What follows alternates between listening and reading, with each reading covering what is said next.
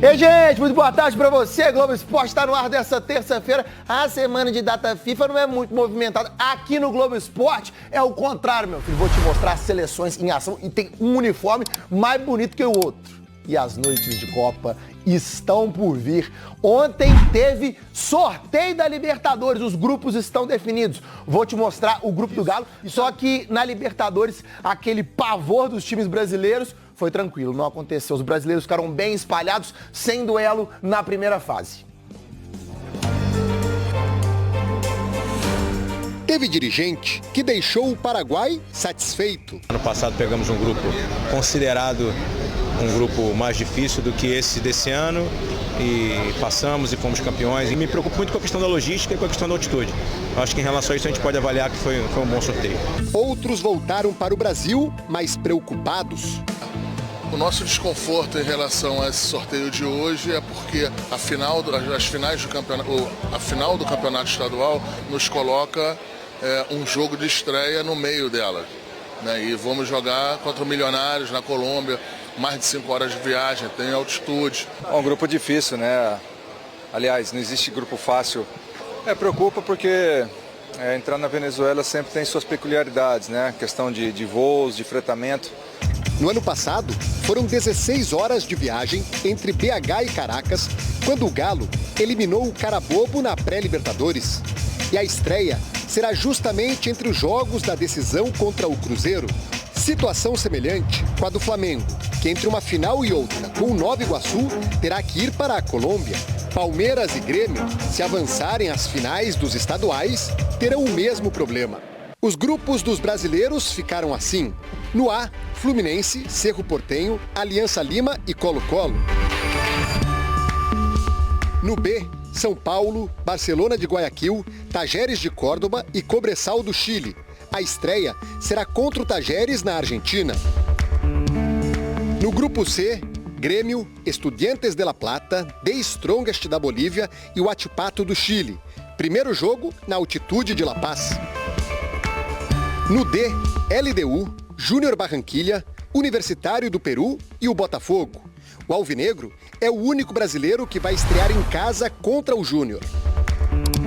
E após o sorteio, o clube confirmou a contratação do paraguaio Oscar Romero, que estava presente na sede da Conmebol e que já ganhou uma camisa do Botafogo. Me dijeron que una camiseta pesada, pero bueno, hay que poner el pecho y hay que afrontar de la mejor manera. No grupo E estão Flamengo, Bolívar, Milionários e Palestino do Chile. Primeiro jogo em Bogotá contra o Milionários. No F, Palmeiras, Independiente del Valle, São Lourenço e Liverpool do Uruguai. A estreia será na Argentina, contra o São Lourenço. No G estão Peñarol, Atlético Mineiro, Rosário Central e Caracas, contra quem o Galo fará a estreia. Será uma fase de grupos sem confrontos entre times brasileiros. O Botafogo, que estava no pote 4, era o que tinha mais chances de cair num grupo da morte. Mas após o sorteio, a sensação dos dirigentes é que os grupos ficaram bastante equilibrados. Surpreendentemente até, porque é difícil apontar um grupo da morte ou um grupo mais fraco. Acho que isso mostra muito do que é o nivelamento da competição. A primeira rodada será entre os dias 2 e 4 de abril. São Paulo, Flamengo, Grêmio e Palmeiras brigam para ser o primeiro time brasileiro tetracampeão da competição. Nos últimos 5 anos, só deu Brasil. E este ano, a final será em Buenos Aires. Haverá uma invasão brasileira à capital argentina? E pra você, quem é o favorito a conquistar a Libertadores? Manda na hashtag GE Minas. É o Galo, é o River Plate, é o Fluminense atual campeão? Eu quero a sua opinião, manda lá. Porque ontem, você viu aqui no Globo Esporte, né? A gente fez o simulador e acertamos parcialmente o grupo G, que é o grupo do Galo. Vou mostrar pra vocês que o Atlético vai enfrentar o Peñarol, super tradicional. É um time que ainda não perdeu nessa temporada no Campeonato Uruguaio. Vai enfrentar o Caracas, também da Venezuela. Essa, inclusive, é a estreia do Atlético e talvez seja a logística mais complicada por questão de viagem. E tem o Rosário Central. Isso ativa uma memória ruim dos atleticanos. Quem lembra de 95?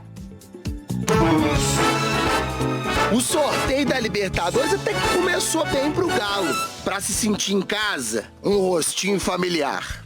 Adivinha quem ia sortear as bolinhas do pote 2 onde tava o Galo? Lucas Prato do Atlético! Lucas Prato, argentino, ele tem estrela! Um artilheiro com história no Atlético. Quem sabe um sinal de esperança que boas novas viriam na sequência. O Vitor avisou. Não existe grupo fácil numa competição como a Libertadores. Na vez do pote 2, nada de Galo. Grupo A, B, C, D, Z, DYJ. Já tinha falado o alfabeto inteiro, até o grego, e não tinha aparecido o Atlético. Até que, finalmente... Atlético Mineiro, do Brasil. No grupo do pentacampeão Peñarol. Mas assim, a outra opção naquele momento era o River Plate. Então, talvez dos males o menor. E é o grupo G de Galo. E você não vai acreditar quem que é o técnico do Peñarol. Uma equipe treinada por um treinador que a gente já conhece, né, que é o Aguirre. E o Vitor conhece ele bem mesmo. Era o goleiro lá em 2015 e 2016, quando o Aguirre comandou o Galo. Outro rostinho conhecido na hora de sortear o terceiro nome desse grupo... Rosário Central, da Argentina. Deu até aquele arrepio na nuca dos atleticanos mais experientes que viveram a década de 90. Péssimas memórias pra quem lembra da final da Copa Conmebol de 95. Um jogo de ida, 4-0 pra incendiar um Mineirão debaixo de chuva. Isso quer dizer que o Galo pode perder na Argentina até por uma diferença de 3 gols e mesmo assim será o bicampeão da Conmebol. O problema foi que os argentinos devolveram os 4-0 na Argentina e ganharam nos pênaltis. Um trauma completo pro pobre atleticano que viveu aquela noite de dezembro de 95. Mas quem sabe agora não é a hora da vingança ou da redenção? Com o atleticano um pouquinho jururu, meio ressabiado, era hora de descobrir o último adversário. Caracas, da Venezuela. Viagem complicada de BH até a Venezuela que o Galo vai ter que fazer agora, entre as finais do Campeonato Mineiro. Preocupa porque entrar na Venezuela sempre tem suas peculiaridades, né? Questão de voos, de fretamento. Grupo definido, agora é força total para sonhar, quem sabe, com uma viagem até Buenos Aires. Palco da final da Libertadores de 2024. Um grupo difícil, mas também sabemos das nossas potencialidades, das nossas virtudes, né? E creio que com trabalho, né, e muita entrega, né, temos boas chances de conseguirmos uma classificação. Noites de... Thiago Reis, o repórter do Seu Nome e Seu Bairro, está conosco aqui no Rádio Esportes com detalhes do Atlético. Um abraço para você, bom dia, Thiago. Um abraço, bom dia para você também, Cirilo. 11 horas com mais 49 minutos, ao vivo no Rádio Esportes, para falarmos do Atlético, o galão da massa, agora sonhando com o bicampeonato da América, o bicampeonato da Copa Libertadores, como já explicou o Álvaro Damião, direto do Paraguai. Sorteio confirmado, adversários prontos, e agora vamos destrinchar esse caminho do Galo na Copa Libertadores da América. Como o próprio Vitor disse ainda há pouco em entrevista aqui a Itatiaia, o primeiro jogo, a estreia do Atlético, se dará em meio às finais. Destacávamos em manchete, Cruzeiro no outro fim de semana, o Atlético viaja para Venezuela, vai a Caracas fazer a sua estreia de Libertadores e volta para enfrentar o Cruzeiro no Mineirão. E depois, Cirilo, tem o jogo oficial, né? O primeiro jogo de Libertadores na Arena MRV, que será contra o Rosário Central. Então vamos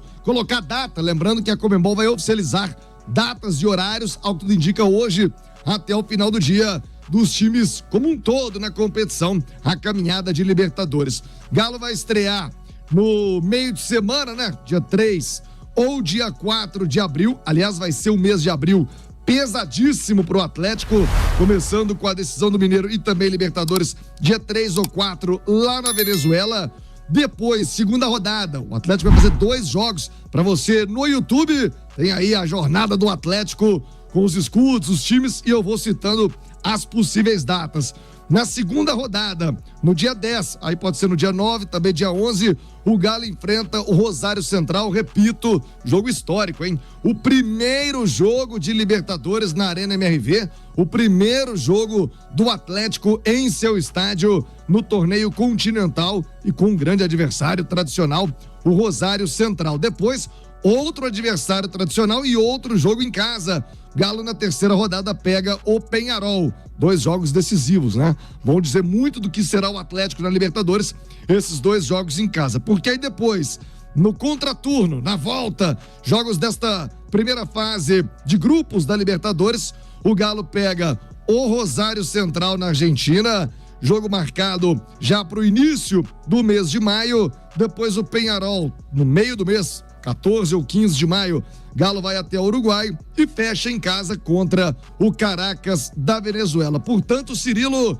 este é o grupo do Atlético, grupo importante. Na internet não tem aquele bicho papão, né? Apesar do Rosário Central ser um adversário. O Peñarol, como bem lembrou o Vitor, é dirigido pelo Aguirre. Eu me lembro, Cirilo, estive ano passado lá em Montevidéu, acompanhando o jogo do América, a época de Sul-Americana contra o Peñarol. O time vem numa decadência violenta, mas é uma camisa de um pentacampeão da competição, uma camisa pesada, mas repito, o momento do Peñarol é delicado financeiramente, com muitos problemas lá no Uruguai. Vejamos qual será esse Peñarol, sempre com respeito, camisa pesada, adversário do Atlético na sequência da Libertadores. Ficou de bom tamanho o grupo do Galo, Cirilo? Pois é, deixa eu perguntar aos comentaristas da Itatiaia, lembrando pra você que tá no YouTube, viu há pouco, com a informação citada pelo Thiago quanto à sequência de jogos do Atlético, o calendário da Conmebol prevendo jogos a partir da semana do dia 2, a primeira rodada. Na semana seguinte, semana do dia 9 de abril,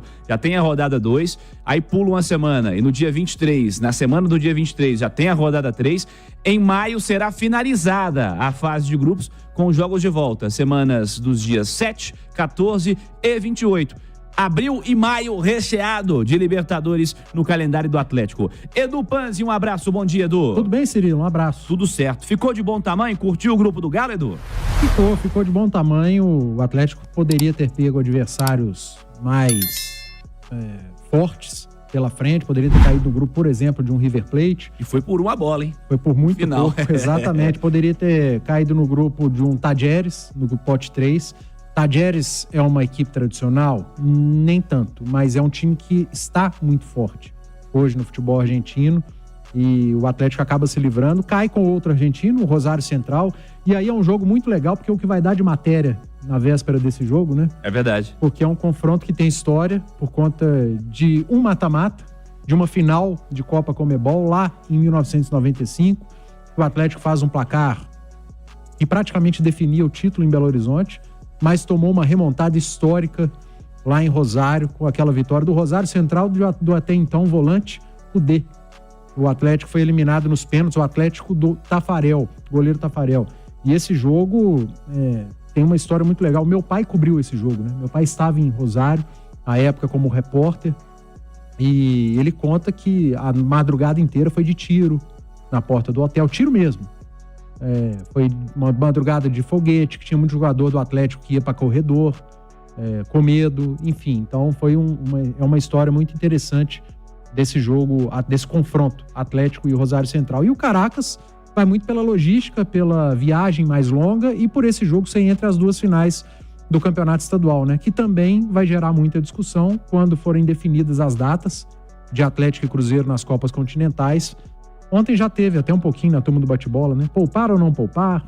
Dar preferência para a final do estadual ou para a primeira rodada de Libertadores ou Sul-Americana? Mas fato é, Cirilo, que o Atlético jogando tudo o que pode é disparado o melhor time do Grupo G. O problema é que o Atlético está longe de jogar tudo o que pode. Se o Atlético se assusta hoje com o Tombense, com o Patrocinense, com o América, por que não se assustar com o Peñarol, Rosário Central, com o próprio Caracas? Então, o grande adversário do Atlético nesse grupo hoje é o futebol que o próprio Atlético joga. É essa a discussão do momento. Alexandre Simões, um abraço. Bom dia, Simões. Bom dia, Cirilo. Tudo tranquilo? Tudo certo. Simões, vamos lá. Você curtiu o grupo do Atlético? Como você enxerga o nível de enfrentamento que vai ter pela frente o Galo nessa luta por mais um título de Copa Libertadores? O Cirilo, o Atlético ele tinha a chance de cair com LDU, Peñarol ou River Plate, né? O cabeça de chave do grupo do Atlético ia ser um desses três. O mais fraco tecnicamente é o Peñarol, tá? Isso não quer dizer que é o mais fácil, até porque o Atlético vai enfrentar 2 caldeirões no mínimo, né? porque ele vai enfrentar o Caldeirão do Penharol no estádio dele. O Penharol não joga mais no estádio Centenário. Campeão Del Siglo agora, né? Estádio novo. E o Rosário Central, a gente não precisa nem falar, né? O Galo teve lá na semifinal da Libertadores, foi no jogo, foi no News, mas o Rosário é a mesma coisa. Eu trabalhei nesse jogo, Atlético e News, em 2013, lá. E foi a torcida mais impressionante que eu vi na minha vida, a do Newell's. E a do Rosário dizem que é mais complicado. É a mesma coisa. Então, quer dizer, vai enfrentar Caldeirão e brasileiro sempre encontra muita dificuldade nesse tipo de clima, nesse tipo de ambiente, né? Mas, de toda forma, tecnicamente, por mais que o Atlético ainda esteja muito longe de entregar o que se espera dele em 2024 e do que ele pode jogar, tá? Não dá pra gente negar que, do ponto de vista técnico, qualidade de time, favoritismo, o real cabeça de chave é o Atlético. O real cabeça de chave. Na prática é o Atlético. Na prática, do ponto de vista técnico. Do ponto de vista história, ok, é o Penharol. Inclusive, ele é cabeça de chave, ele era pote 1 justamente pela história que ele construiu na Copa Libertadores, com os títulos dele de Libertadores e tudo. Mas, na prática, o Atlético é o cabeça de chave. E eu acho até que o Botafogo também vive essa situação. Mesmo sendo pote 4. Botafogo ficou muito bom pro Botafogo. Mesmo sendo.